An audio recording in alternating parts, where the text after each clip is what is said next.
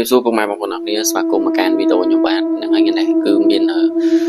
វីដេអូមួយដែលខ្ញុំបានទាញនៅខាងពី TikTok ចឹងពីបងប្រុសម្នាក់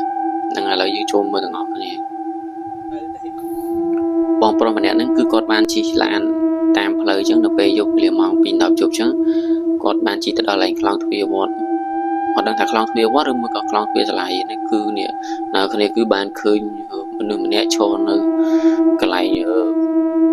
ខ្លងទ្វារចឹងណាគ្នាក្នុងអំឡុងម៉ោង 2:10 យប់អាហ្នឹងអត់ដឹងថាជាប្រភេទអមនុស្សឬមួយក៏ជាជនអនាថាឬអ្នកដែលគាត់មិនគ្រប់ទឹកអីចឹងណាគ្នាឃើញទេគឺនៅឈរឯកលបងនៅតែម្ដងណាគ្នានៅខ្លងទ្វារហ្នឹងចឹងមិនថាអ្នកគ្នាអបិយជំនឿអ្វីដែលក៏ដោយក៏យើងអ្វីដែលយើងត្រូវជឿគឺយើងជឿអ្វីដែលយើងមិនជឿយើងកុំជឿអីហើយនេះដូចជាបងប្អូនគាត់បានចាប់ជាប់នៅកាមេរ៉ាឡានរបស់គាត់ចឹងណាគឺគាត់បានឃើញបុរសម្នាក់នៅឈរនៅមាត់នៅខ្លងទ្វារដូចប្រហែលជាសាលារៀននៃខ្លងទ្វារហ្នឹងអរគ្នាឃើញនៅឈរនៅខ្លងទ្វារហ្នឹងចឹងតែឥឡូវយើងចូលរឿងមួយទៀតនឹងអរគ្នាមានបុរសម្នាក់គាត់បានដើរតាមផ្លូវចឹងណាហ្នឹងឥឡូវយើងទៅមើលវីដេអូហ្នឹងទាំងអស់គ្នាតែខ្លាំងហើយនេះទាំងអស់គ្នាឃើញទេរត់មកឡើងលើចុងគឺ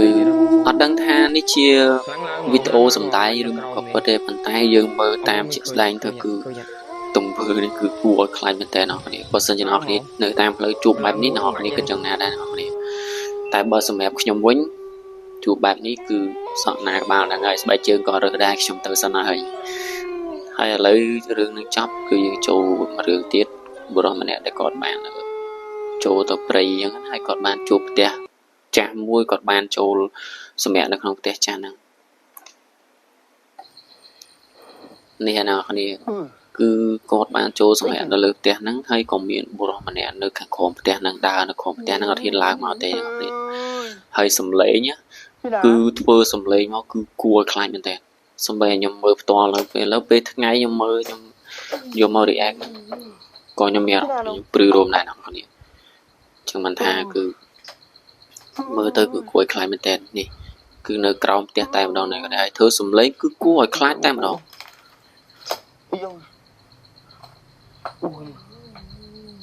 អាហ្នឹងយើងអត់ដឹងថាគឺជាវីដេអូសម្ដែងឬមួយក៏ជាវីដេអូដែលពិតនោះទេអ្នកនរគ្នាតែមើលទៅគឺអ្នកនរគ្នាបើសិនជាអ្នកនរគ្នាជួបអាហេតុការណ៍បែបហ្នឹងតើអ្នកនរគ្នាភ័យប៉ុណ្ណាហើយសរសើរបងប្រុសម្នាក់ហ្នឹងមែនតើអ្នកនរគ្នាគឺគាត់ក្លាហានមែនតើម្នាក់ឯងទេគឺគាត់ម្នាក់ឯងទេអ្នកនរគ្នាគាត់ម្នាក់ឯងមែនហើយគាត់ក្លាហានគាត់ហ៊ានថតឈរដោយមិនភ័យព្រួយគាត់ផ្លត់សម្លេងម្ដងនៅពេលដែលអមនុស្សនៅខាងក្រោមហ្នឹងបញ្ចេញសម្លេងមកគឺគាត់ខ្លាចតែម្ដងអ្នកនរគ្នាបើសិនជាអ្នកនរគ្នាជួយចែកវីដេអូរបស់ខ្ញុំកុំភ្លេចជួយ Subscribe Channel YouTube ខ្ញុំម្នាក់មួយផងហ្នឹងហើយអរគុណច្រើនជួបគ្នានៅវីដេអូក្រោយ